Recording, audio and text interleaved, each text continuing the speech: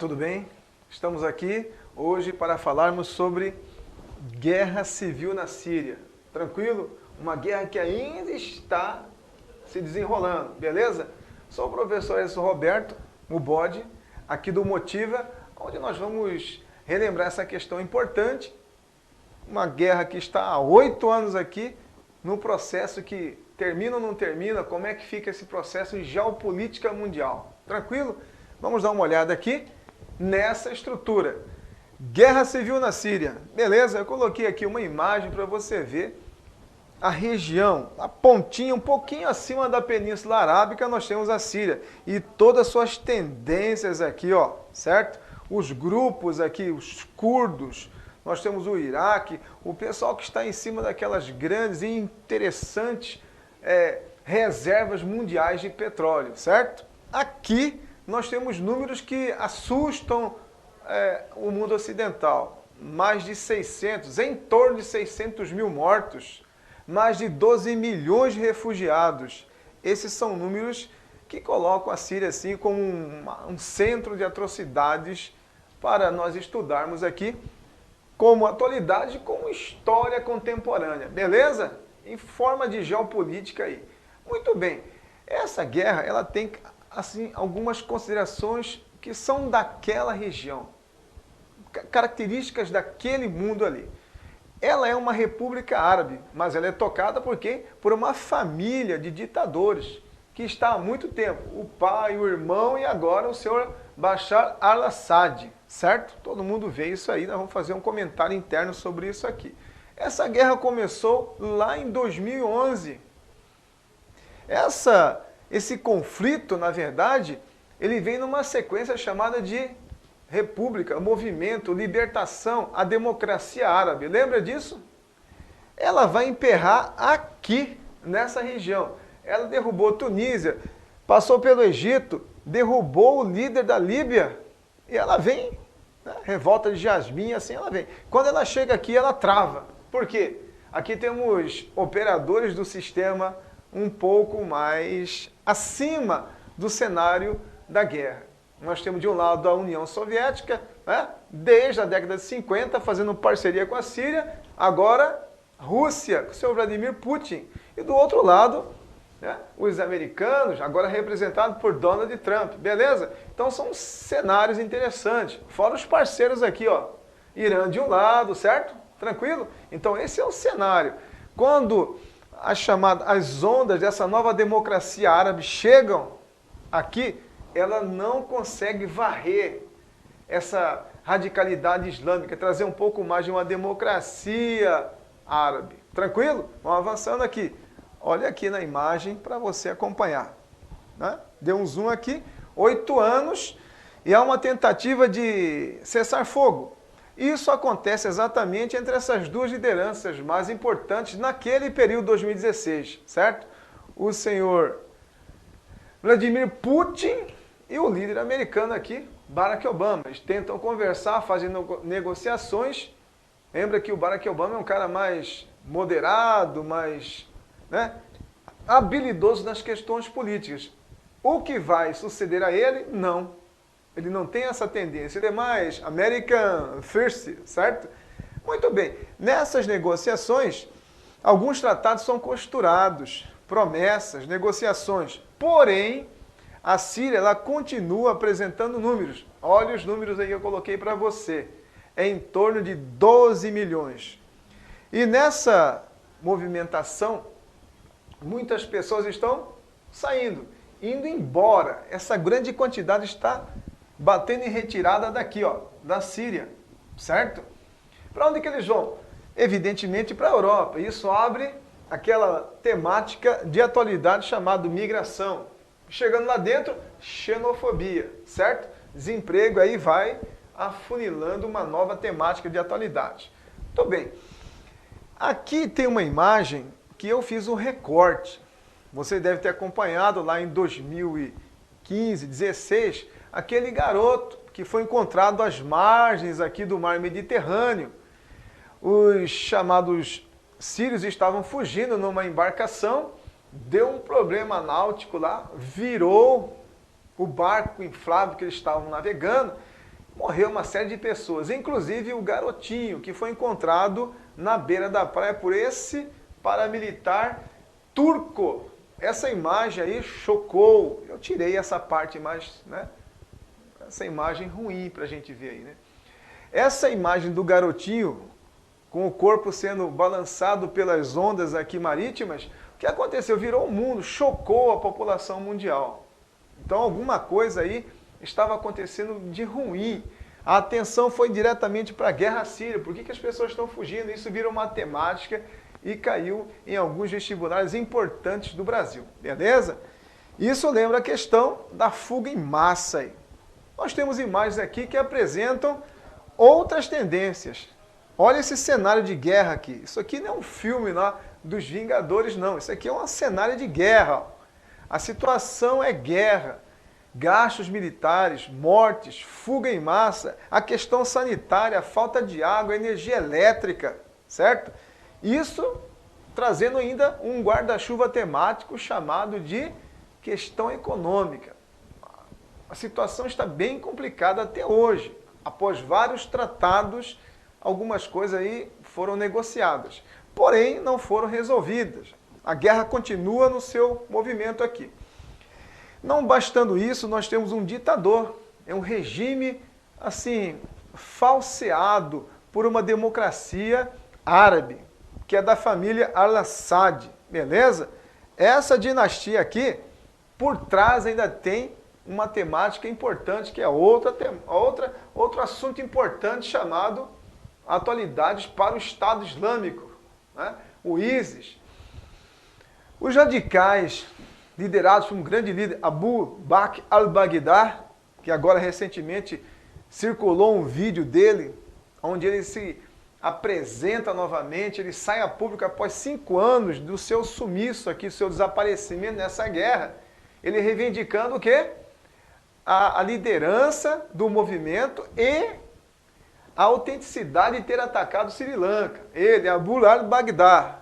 Esse senhor aqui estava liderando esse movimento, chamado Levante do Iraque, nessa região aí, para fazer um califado islâmico xiita, alauíta, radical, jihadista. Beleza? Então também tem essa questão na Síria aí, todo esse movimento. Além dessa tendência aí, e que nós temos aqui, ó, parte importante para a cultura mundial, o legado dessas grandes civilizações que viveram no crescente fértil, beleza? Aqui você viu várias vezes o Estado Islâmico atacando e destruindo monumentos da humanidade. E aqui eu coloquei a cidade de Palmira, mas uma das regiões mais importantes com as suas construções milenares aqui, certo? As ruínas foram destruídas. Os arqueólogos estão dizendo que vai precisar assim, de 5, 10 anos para fazer um processo de recuperação. Isso se for autorizado pelo regime de Bashar al-Assad. Tranquilo? Então tem esse recorte importante cultural aqui. Beleza? Dá uma olhada na imagem aqui. Nós temos os soldados aqui, ó. E toda essa construção aí, bonita, né? É um legado totalmente destruído, arrebentada pela guerra aqui. Muito bem. Dentro dessa visão aqui, tem que se falar um pouco dessa família que está no poder aí desde a década do final de 50, a família Al-Assad.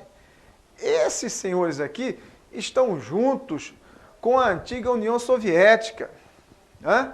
Eles pertencem ao partido chamado Bata, partido mais radical, de tendência muçulmana alauíta xiita. Tranquilo? Dentro dessa temática, eu coloquei a imagem desse senhor aqui, ó. Esse é o pai dele, ó. Tá vendo? Ele era uma pessoa muito intelectualizada e durante muito tempo estudou no mundo europeu. Você está acompanhando a imagem aqui. Esse senhor aqui tinha uma ligação direta com os partidos comunistas, né? O partidão comunista, né? Com o senhor Khrushchev, com o senhor... as antigas lideranças aí. Depois uma temática separada sobre isso aí. Como os americanos, né? Os Estados Unidos estavam nessa Guerra Fria, eles conseguiram colocar algumas, chamadas assim, bases militares nessa região. Uma delas, né, foi até uma parceria criando o Estado de Israel em 47 e 48. Esse senhor aqui, o Hafez Assad, ele vai oferecer uma base naval, uma base americana à frente do mar Mediterrâneo para os soviéticos. A base de Taurus existe até hoje. Esse é um dos motivos dessa parceria e essa proteção do chamado senhor Vladimir Putin para essa ditadura aí de Bashar al-Assad hoje. Essa ligação política, esse escoamento que ele tem nessa região aí, ligado também, evidentemente, ao Ayatollah Khamenei, líder teocrático do mundo mais radical aí, vamos chamar aí o Irã, beleza? Então, feito essa movimentação para você entender esse processo geopolítico interessante. Aqui eu coloquei quando ele chega ao poder, você dá uma lida aí, né? O irmão sofre um acidente, ele vem assumir o comando desde 2000 e está aqui até hoje no poder, sendo eleito sucessivamente com quase 100% de aprovação nas urnas, que é uma coisa assim irreal em qualquer situação possível de análise política aí. Tem um fato muito interessante que vai acontecer em 2016. O Bashar al-Assad vai ser acusado de fazer ataques químicos à sua própria população.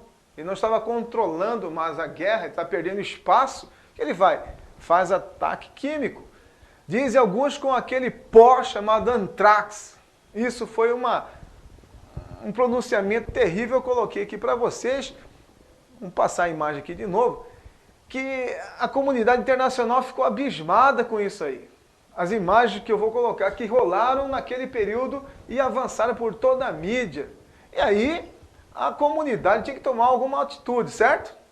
Já que a União Europeia ficou assim consternada por esse fato, foi feita uma união dos Estados Unidos aqui, França e Grã-Bretanha.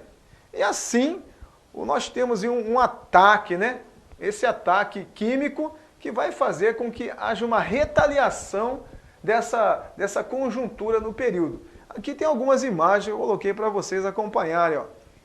Os ataques que aconteceram e as pessoas que morreram perante o observatório da ONU, né? Foram mandando para lá alguns observadores internacionais e eles tiraram essas fotos e girou aqui.